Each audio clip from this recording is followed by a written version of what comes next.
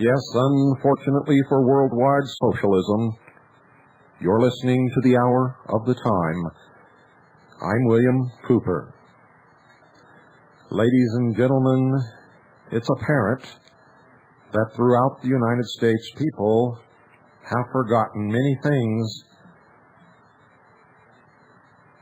And, of course, many of you never knew these things to begin with. And so you don't know. But after listening to this broadcast tonight, you will have no excuse. Those of you who have forgotten will remember, and those of you who have never known will discover. Listen carefully, ladies and gentlemen, for tonight I take you back in time, and we will tonight remember. Dragnet, their job to enforce the law and preserve the safety of decent citizens. Decent citizens.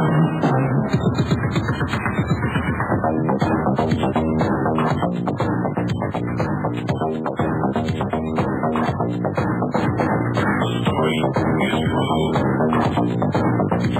The story is true. The story is Dragnet.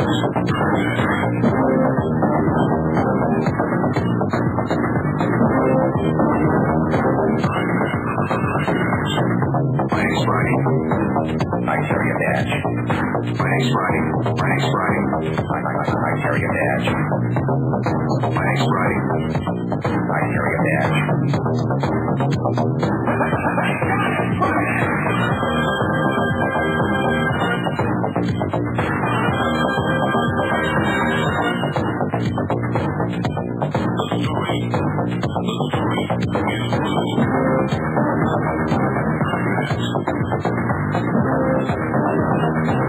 The story is true. You got a lot of first feelings, don't you, Friday? Don't you, Friday? You got a lot of first feelings, don't you, Friday? Don't you, Friday? Don't you, Friday? Nothing would keep your hair up.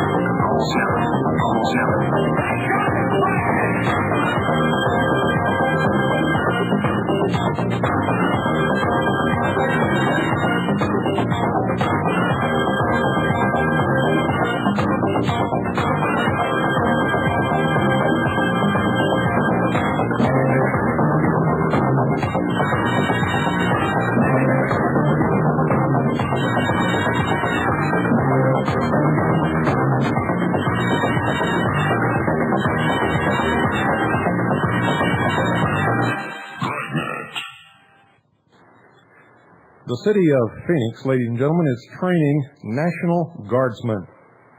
Training National Guardsmen to perform police duties on bicycles in neighborhoods in Phoenix in violation of the Fati Comitatus laws. Unconstitutional, illegal, the police state is here. I can conceive of a national destiny which meets the responsibilities of today and measures up to the possibilities of tomorrow. Behold a republic resting securely upon the mountain of eternal truth. A republic applying in practice and proclaiming to the world the self-evident proposition that all men are created equal, that they're endowed with inalienable rights, that governments are instituted among men to secure these rights, and that governments derive their just powers from the consent of the governed. Behold a republic in which civil and religious liberty stimulate all to earnest endeavor, and in which the law restrains every hand uplifted for a neighbor's injury. A republic in which every citizen is a sovereign, but in which no one cares to wear a crown. Behold a republic standing erect while empires all around are bowed beneath the weight of their own armament. A republic whose flag is love, while other flags are only fears. Behold a republic increasing in population, in wealth, in strength, and in influence, solving the problems of civilization and hastening the coming of a universal brotherhood. A republic which shakes thrones and dissolves aristocracy by its silent example and gives light and inspiration to those who sit in darkness. Behold a republic gradually but surely becoming the supreme moral factor in the world's progress and the accepted arbiter of the world's disputes. A republic whose history, like the path of the just, is as the shining light that shineth more and more unto the perfect day. A man named Orwell wrote a book called 1984. 1984, ladies and gentlemen, he was only 10 years off. Only 10 years off. A man named H.G. Wells in 1940 wrote a book called The New World Order. A man named George Bush said, "Our fifth goal in the Middle East is a new world order." People's flag is the deepest red, enshrouded oak our martyred dead, and there they live through stiff and cold, their hearts that died in every fold. They will raise the scarlet standard high, within its shade will live or die. Oh, how and bleak and the traitor spear will keep the red flag flying here. Oh, drown the Frenchman loved his place, the sturdy German chant his praise. In Moscow's vaulted the hymns are sung, Chicago's swells and surging throng. Then raise the scarlet standard high, within its shade will live or die. Oh, cow and fleet and the traitors near will keep the red flag flying here. Midway above our infant night, when all ahead seemed dark as night, we witnessed many a deed and vow.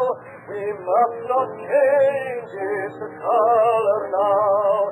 Then raise the scarlet within its shade will live or die.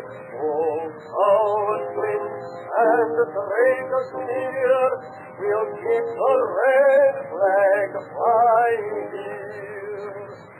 If troops today the weak and base, whose minds are fixed on help and place, cringe before the rich man's crown and hold a sacred emblem down, and raise the scarlet standard high.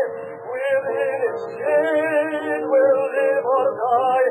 Oh, how it blinks and the traitors cheer will keep the red flag flying here.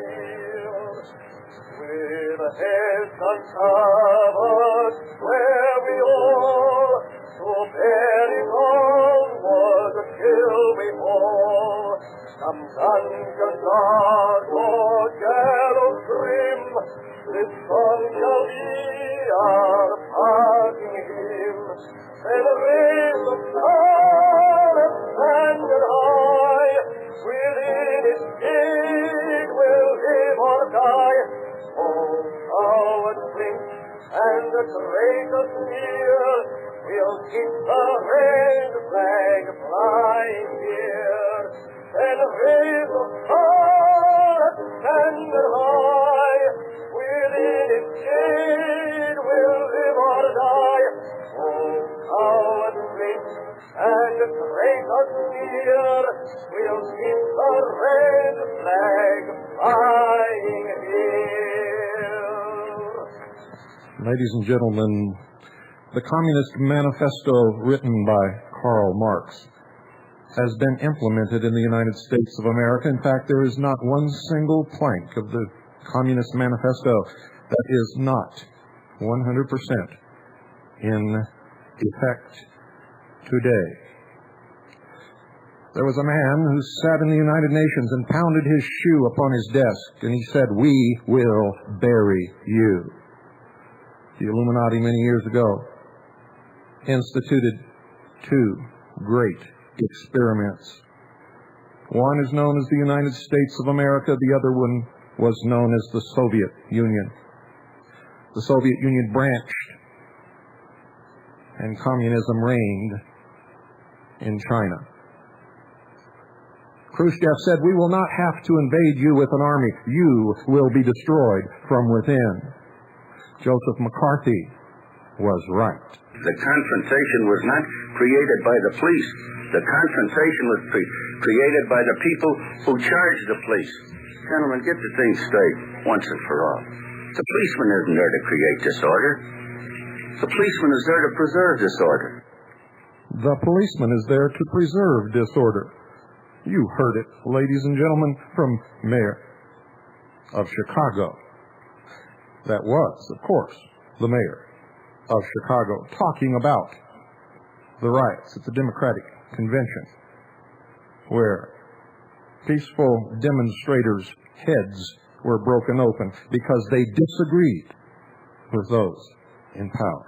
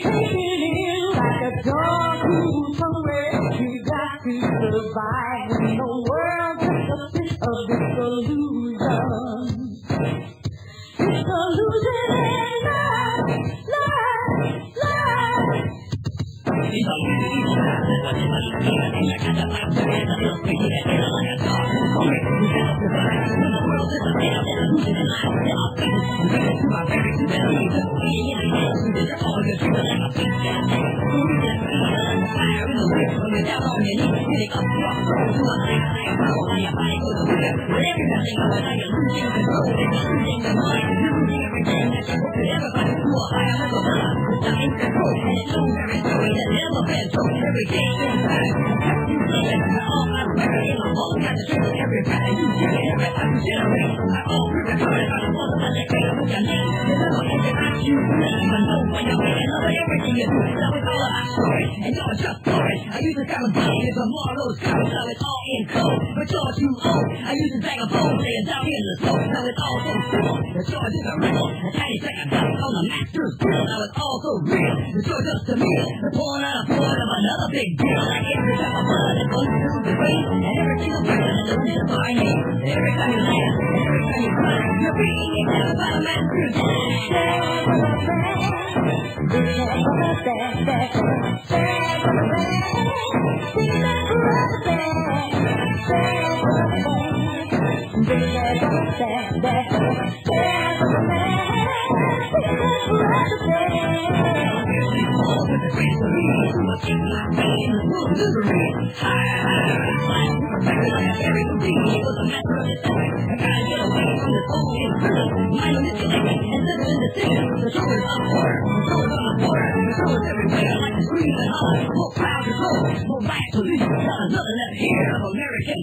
no sanctuary, no time to bury, just attack more people in the streets of dysentery. Fighting our people on the last battle in the yellow game, bulldogs killing all the time. So that's another number.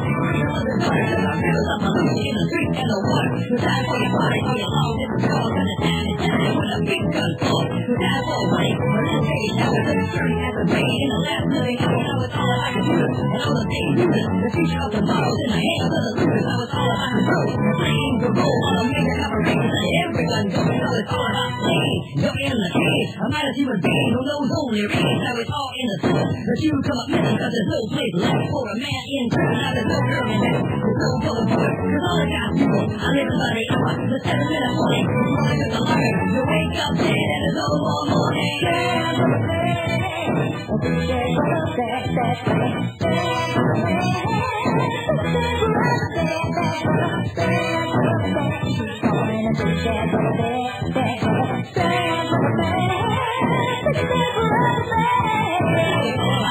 And you're just for it. I use this kind of body in tomorrow's time. Now it's all in gold. It's all you hold. I use this bag of bones laying down in the soul. Now it's all so simple. But you're just a riddle. A tiny second dust on the master's grill. Now it's all so real. The show just a real. The pouring out a bowl of another big deal. Like every drop of blood that runs through your vein, and every single person that knows your by name. And every time you laugh, and every time you cry, you're being examined by the master's hand. Big back for the man.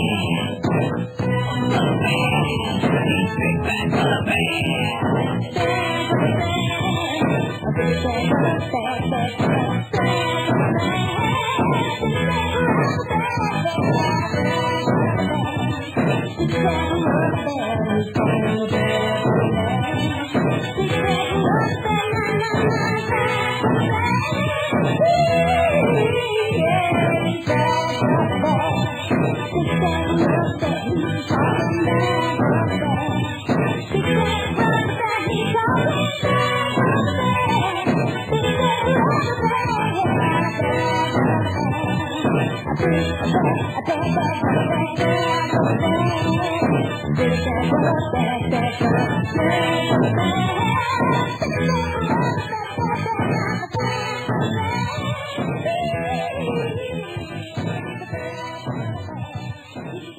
Treason. This is not our government. This government is full of traitors and is committing treason on a daily basis. There used to be a requirement that all government workers take an oath of allegiance to the Constitution of the United States of America. After Joseph McCarthy was vilified by the press, and after he was driven from Congress in ruins, that oath was thrown in the trash can. There are some dark pages in the history of the white man's dealings with the Indians, and many parts of the record are stained with the greed and avarice of those who have thought only of their own profit. But it is also true that the purposes and motives of this great government and of our nation as a whole toward the red men have been wise, just, and beneficent. The remarkable progress of our Indian brothers toward civilization is proof of it, and open to all to see. During the past half-century, you have seen the schoolhouse take the place of the military post on your reservations. The administration of Indian affairs has been transferred from the military to the civil arm of the government. The education and industrial training the government has given you has enabled thousands of Indian men and women to take their places in civilization alongside their white neighbors. Thousands are living in substantial farmhouses on their own separate allotments of land. Hundreds of others have won places of prominence in the professions, and some have worked their way into the halls of Congress and into places of responsibility in our state and national government. 30,000 Indian children are enrolled in government, state, and mission schools. The great white father now calls you his brothers, not his children. Because you have shown in your education and in your settled ways of life staunch, manly, worthy qualities of sound character. If you're an American Indian, stand with us. You know the lies. You have lived with the lies throughout your history in dealing with this government. They gave you the worst lands to live on and told you that you would be sovereign nations in your treaties. And they broke treaty after treaty after treaty. And then when they found out that the worthless, terrible land that they gave you held the greatest amount of natural resources that can be found in this country, they then began plotting to take the land back away from you. And they've used you for medical experiments and for experimentation with biological warfare agents throughout the years. To arms, form your militias. Stand with us for freedom. We march from a strengthened country, from brook and hill and vale, where factory yards are empty and the rusty gear for sale. Our country will not thrive again, our strength is not for use. The bubble of prosperity has never come to us. Rouse to our strength when you hear us marching by. For the ability is big and the means steps will come by. So they think our spirit's broken because we're underfed. We will stand the Salvation government beneath the workers' tread. Stand, stand, stand, stand. We will stand the Salvation government beneath the workers' tread. And this employer government is hoping for a best to get worker against worker by the grading of the test. They'll bring us in their labor camps for action against you. But we are for the working class, for we are workers too. Tell out to our best when you hear us marching by. For the ability is it and the reset to come by. So they think our spirit's broken because we're underfed. We will stand the Salvation government beneath the workers' tread. Stand, stand, stand, stand. We will stand the Salvation government beneath the workers' tread. Remember, fellow workers, we are the way today. That I threw you on the scrap heap when they find it doesn't pay. For you who are employed, making cartridges and bombs, we'll be working side by side when the final crisis comes. They'll rouse to our thread when you hear us marching by. For the liberty is dead and the means set to shall die. So they think our spirit's broken because we're underfed. We will stand the Salvation government beneath the workers' tread.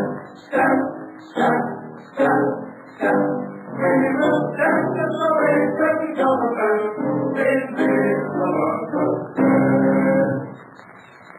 In the two great experiments in the Soviet Union, the seed of democracy was planted in the mind of the intellectual in the United States of America. The oppressive heel of capitalism planted the seed of communism in the American worker. You don't remember, do you? You don't remember these songs of the Communist Party in America, do you? Senator Joseph McCarthy remembered, heard them in his youth. He knew what was happening, and so do I. And you had better learn pretty damn quick. I have tried to educate. If I have not succeeded altogether, I have certainly educated myself about these questions, and also about these wonderful human beings that are American. Just remember who you are. You are American.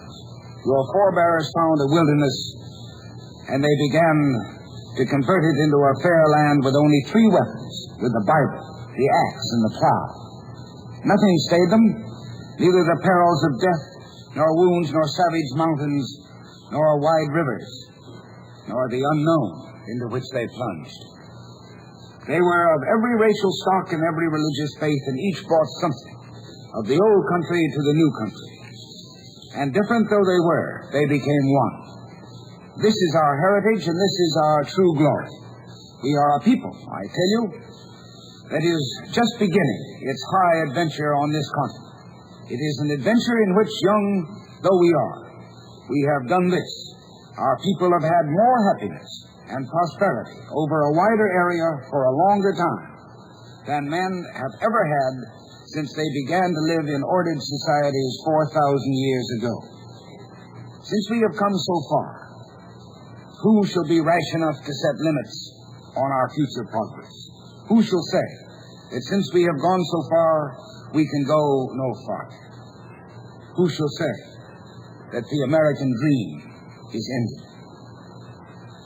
For myself, I believe that all we have done upon this continent is but a prelude to a future in which we shall become not only a bigger people, but also a wiser people, a better people, an even greater people.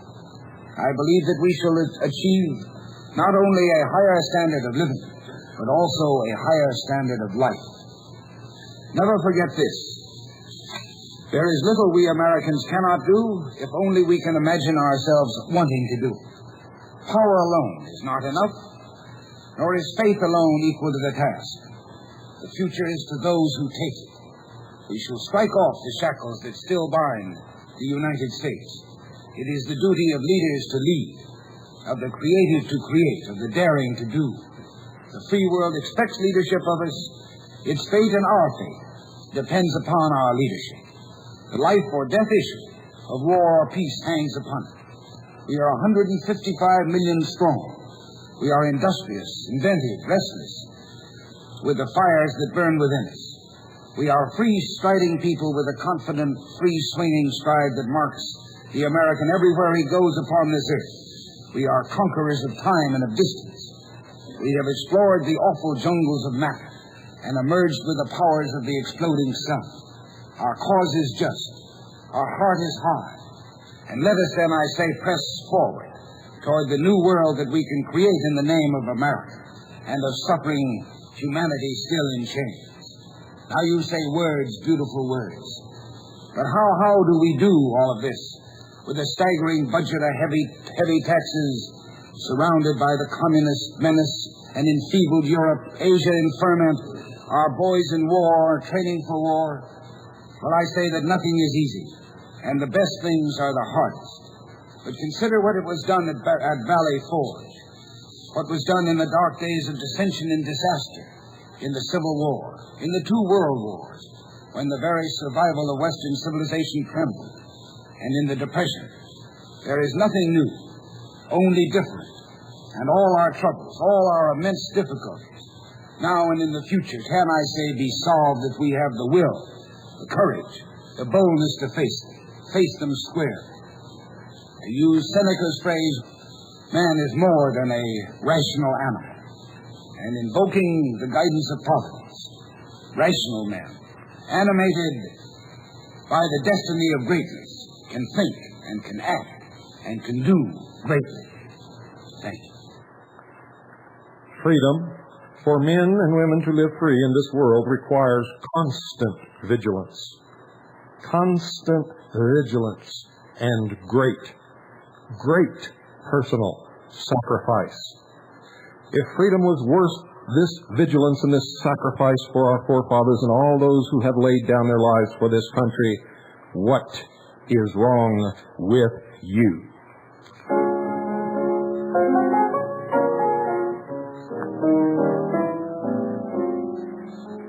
Love on the dole, that's a luxury we can't afford.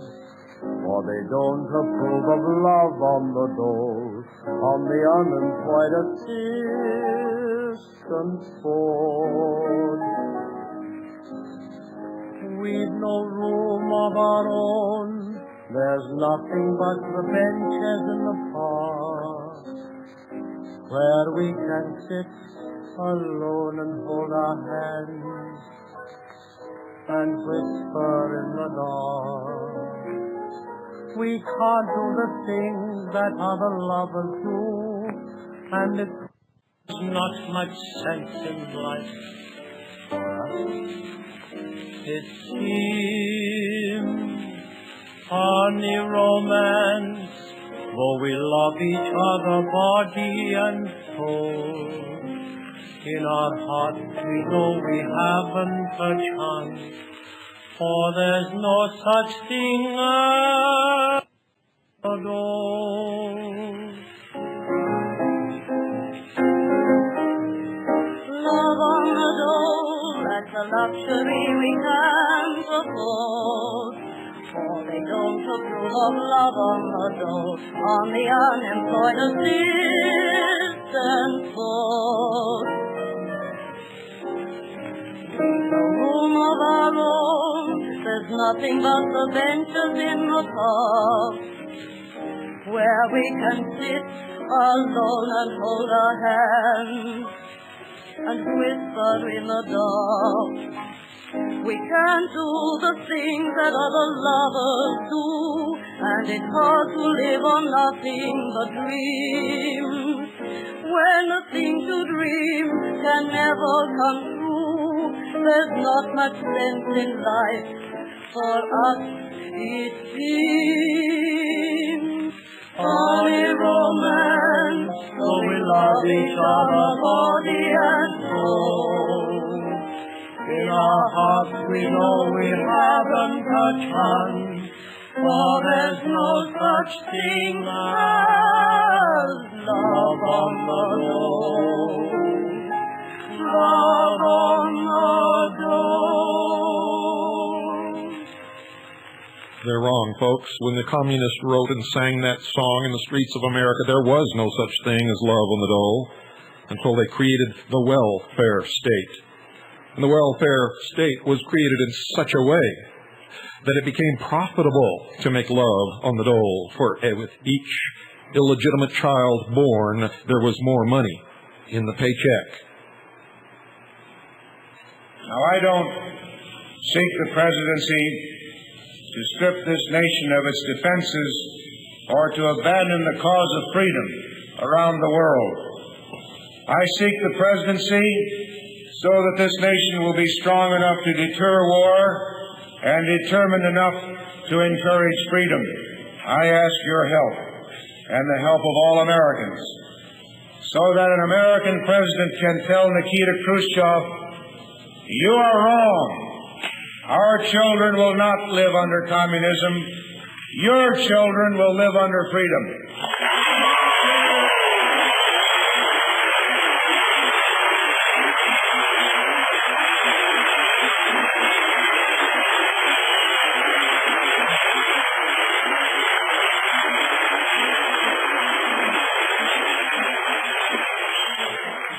I ask your help in this crusade to restore pride at home and respect abroad.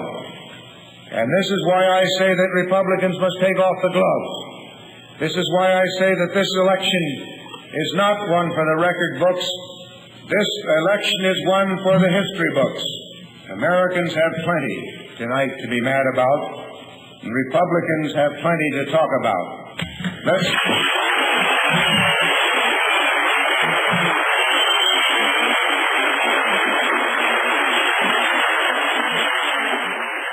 Let's get on with the job of winning this election. We'll never have a better chance, and we'll never face a clearer choice. Thank you.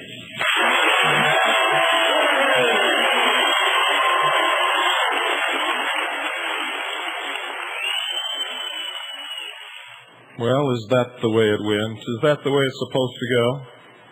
What in the world has happened to this great nation, and why are you sitting on your butts doing nothing about it? Have you all forgotten? If you have, tonight is the night to remember. Ladies and gentlemen, this war in which we're now engaged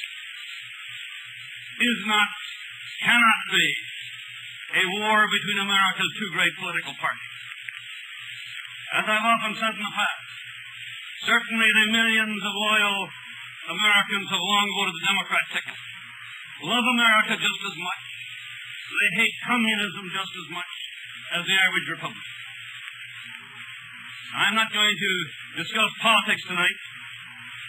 I am going to discuss this war in which we've been engaged for 105 years. A war declared by Karl Marx in 1848, redeclared and brought down to date by Lenin, again redeclared by Stalin, and again redeclared by the Kremlin within the last 5 or 6 weeks. Keep in mind also, my good friends, that as of tonight, we are not winning this war. Keep in mind that 106 years ago, when this war was declared, you could number the active communists on the fingers of both your hands. 97 years later, in 1945, you couldn't number them on the fingers of both your hands. The number then was 180 million human souls. As of tonight, the 17th day of March 1954, just 8 years later, the figure is not 180 million. As of tonight, the figure is 800 million people. 800 million people in communist slavery. My good friends, no brutalitarian force has ever achieved that success before in the history of this world. Christianity in 2,000 years has not been that successful. So let's keep in mind, my good friends, that this is something not far from you, the people in this audience here tonight. Now, let's get down, if we may, to what we're doing about it today. As you know, some of us in Washington have been sent down there. Men like that grand old man of the Senate, the great Democrat Pat McCarran, men like Bill Jenner and others have been trying to slowly dig out and expose to the public view those who would destroy this nation. Now, you will say, you are seeing today, an all-out attempt to marshal the forces of the opposition, using not merely the communists, but the fellow travelers, the deluded liberals, the eggheads, and some of my good friends in both the Democrat and Republican parties, who can become heroes overnight in the eyes of the left-wing press if they will join with the jackal pack. What you will find is the all-out attempt to try and curb the powers of the investigating committee. Change the rules, if you please. Make it tougher to investigate communists than it is to expose crooks and dishonest. When you hear this clamor as you're hearing it today, ask yourself this question. Why should it be more difficult? Why should it be made more difficult? Why should the rules be different in exposing treason and exposing crooks? I would like to tonight, if you don't mind, I would like to give you the names of some of the individuals who have appeared before our one-man committee. Keep in mind, when you talk about a one-man committee, As far as my committee is concerned, we've never held a single hearing which was objected to by a single senator on the committee. I would like to just pick at random the names of 20, if I may. Let me tell you what happened to those 20. All of them, the time they appeared before our committee, the time they were subpoenaed, we say, the time they were ordered to appear, they were either working for the government or they were working in defense plants which were handling secret and top secret work. All of them, after they appeared before the committee, were either fired or suspended. Let's run through the names. W. Call, Robert Goodwin, Edward Rothschild, Nathaniel Mills, Henry Archdeacon, Donald Morrill, Whittlod Pierkarski, R. Levine, Alexander Gregory, Theodore Pappas, Victor Boles, Irving Perez, that name I imagine is familiar, Sidney Friedlander, Robert Northrop, Arthur Owens, Joseph Gebhardt, Emmanuel Fernandez, Gordon Belgrave, Dewey Bashir, Leo Kantrowitz. I just picked those at random, my good friends, to give you an idea of some of the people who would still be in government tonight or in defense plants if the left-wingers had their way, that they could not have been dug out before the so-called one-man committee. I would like to read to you very briefly from a document, and you try and guess what this is as I read from it, will you? You can try and guess what this is reading from. Page 15. So we must take part in any fights between Eisenhower and McCarthy. I'm not quoting this verbatim, I'm paraphrasing it, it's too long to read. We have been derelict in our duty in not having taken part in those fights. Now I quote verbatim. We must direct the sharpest fire on any given issue against McCarthy, but we must be careful not to appear to support Eisenhower either. In other words, you get the idea? We must enter the fight. We must damn hell on McCarthy, and be careful don't pray they. In other words, they don't like Ike either. Then they define the method of the fight against the committee's digging out communists. They refer to it as a struggle against witch-hunting investigations of the McCarthy-McCarran type of congressional committee. Defend the victims of McCarthyism. Then, in addition, there is the important direct attack upon McCarthy himself. And then they give the three aims. One of the three aims, what they quote, to elect an anti-McCarthy Congress by defeating every McCarthy-McCarranite candidate, especially singling out for defeat those who are incumbents, and by electing a powerful bloc of conscious and determined fighters against McCarthyism. To the very non-partisan, they'd say defeat the McCarran type of Democrat, the McCarthy type of Republican. Who do you think said this? September 1953, the main report delivered at the National Conference of the Communist Party of the United States of America. That's the party line. Who set this party line? According to this communist booklet, it's Mr. Andrew Stevens. Well, I would like to tell you tonight, ladies and gentlemen, that there is no Andrew Stevens. There is no Andrew Stevens. And I would like to challenge that Communist Party, which sets down the line to be followed by all communists throughout the United States. I would like to challenge them to tell us who this secret communist is, who is so high in the party that he can set the line for the National Conference of the Communist Party 1953. Of course, they won't do that.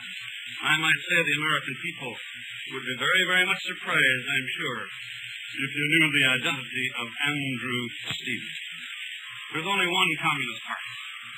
The Communist Party that puts out this pamphlet setting the line for the communists in the United States is the same Communist Party as the one that tells Fifth Amendment communists how they should testify.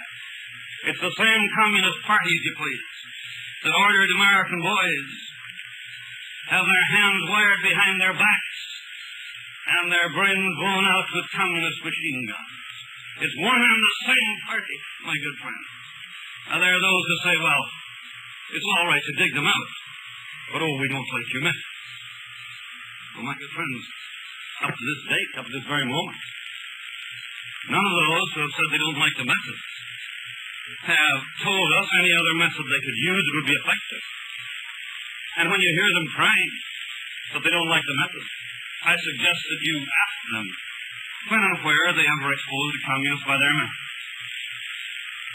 When they say, you don't treat them like gentlemen, I'd like to ask them, take the 20 whom I've named here. If they don't give us general statements, my good friends, they pick out one of those cases and tell us where we ever mistreated any of those innocent communists. You know, it's so easy to make those general statements. And when they say you don't treat them like gentlemen, while we do, I might say that if we did not, I would not cry for them. Traitors are not gentlemen, my good friends. They don't understand being treated like gentlemen.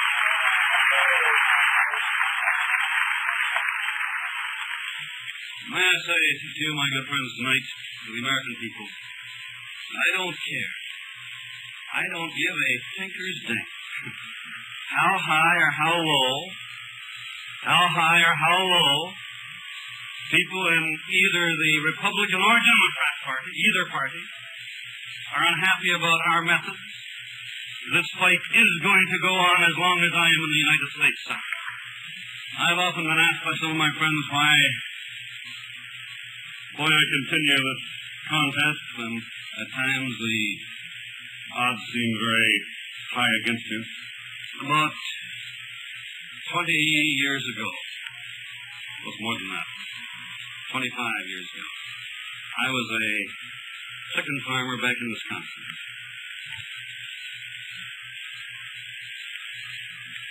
Since then, I have been given, I think, the highest honor that the people of the nation can give any man, namely the job of representing them in the United States Senate.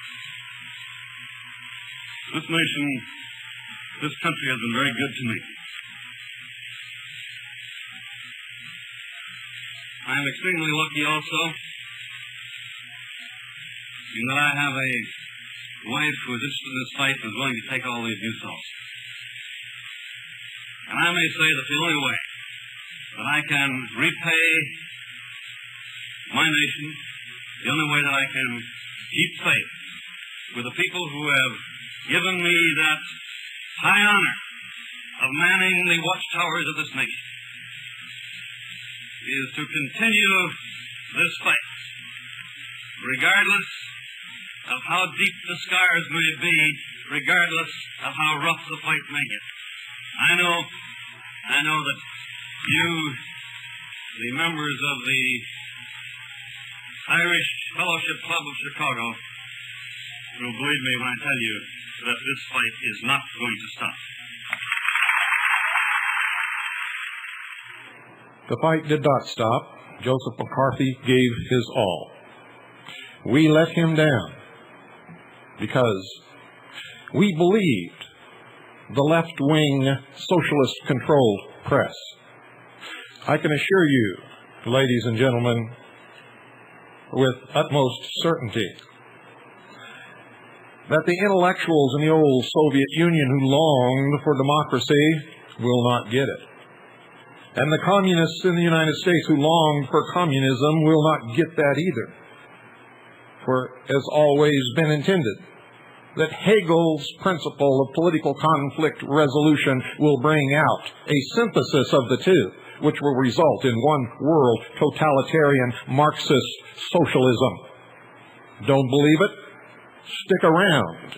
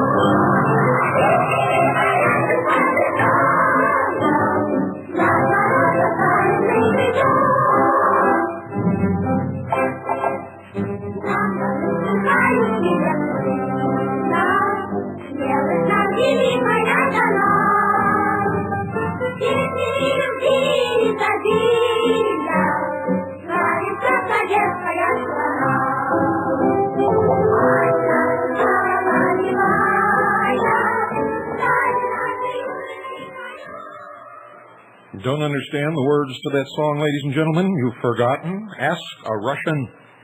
Ask a Russian. They'll be happy to tell you what the words mean. Do it quick, though, because soon you won't be able to ask questions anymore about anything. These United States are confronted with an economic affliction of great proportions. We suffer from the longest and one of the worst sustained inflations in our national history. It distorts our economic decisions, penalizes thrift, and crushes the struggling young and the fixed-income elderly alike. It threatens to shatter the lives of millions of our people. Idle industries have cast workers into unemployment, human misery, and personal indignity. Those who do work are denied a fair return for their labor by a tax system which penalizes successful achievement and keeps us from maintaining full productivity. But great as our tax burden is, it has not kept pace with public spending. For decades, we have piled deficit upon deficit, mortgaging our future and our children's future for the temporary convenience of the present. To continue this long trend is to guarantee tremendous social, cultural, political, and economic upheavals. You and I, as individuals, can, by borrowing, live beyond our means, but for only a limited period of time.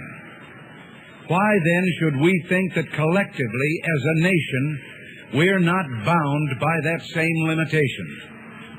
We must act today in order to preserve tomorrow. And let there be no misunderstanding. We're going to begin to act beginning today.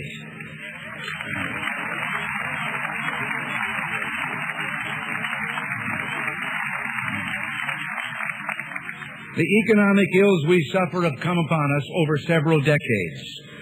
They will not go away in days, weeks, or months, but they will go away.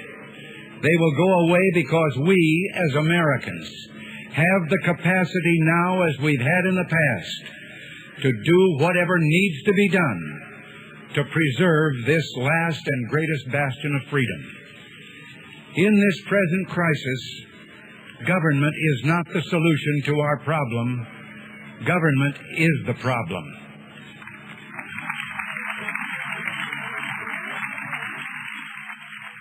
In the greatest acting role of his life, Ronald Reagan told the truth to get elected, and then during his 8 years in office, did everything in his power to increase the size of government. And he spent so much money that he put us in debt that we will never recover from. Ronald Reagan, in his 8 years in office, spent more money in those 8 years than the entire United States government had ever spent collectively in its entire history. Ronald Reagan was also a liar.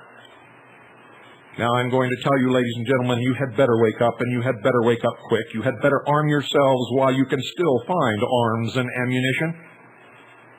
You had better form militia units, and you had better get ready to fight. There was a lieutenant in the Maricopa County Jail. Upon my release, he told me he would be there waiting for when they brought me back. My message to him is, Lieutenant Dean, the only way that I will come back to the Maricopa County Jail is to free another patriot. Listen to this song, ladies and gentlemen. If you don't wake up and if you're not prepared to fight for your liberty, you had better learn the words, because you'll be singing it soon. Arise, ye sovereigns from your slumbers. Arise, ye criminals upon. For reason in revolt shall stand, and at last ends the age of Kent. Now away with all superstition, of our methods, arise, arise. We'll change forthwith the old condition, and from the dust to win the prize.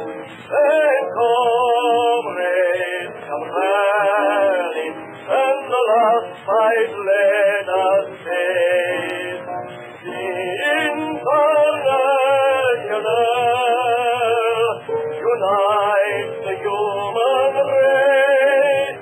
Then comrades, come rally, and the last fight let us face the international unite the human race. So sages from an highly river, no trust have we in flints or fear.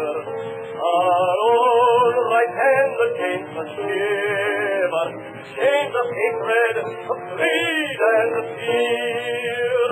And the thieves will disgorge their booty, and to all give a happier lot. Each has his fortune to his duty, and strike the iron when it's hot. Then comrades, come rally, and the last fight let us face the international. Good night, everybody, and God bless you all. Then comrades, come rally, and the last fight let us face the international unite the human race. Then comrades, come rally, and the last fight let us face the international unite the human race. Then comrades, come rally, and the last fight let us face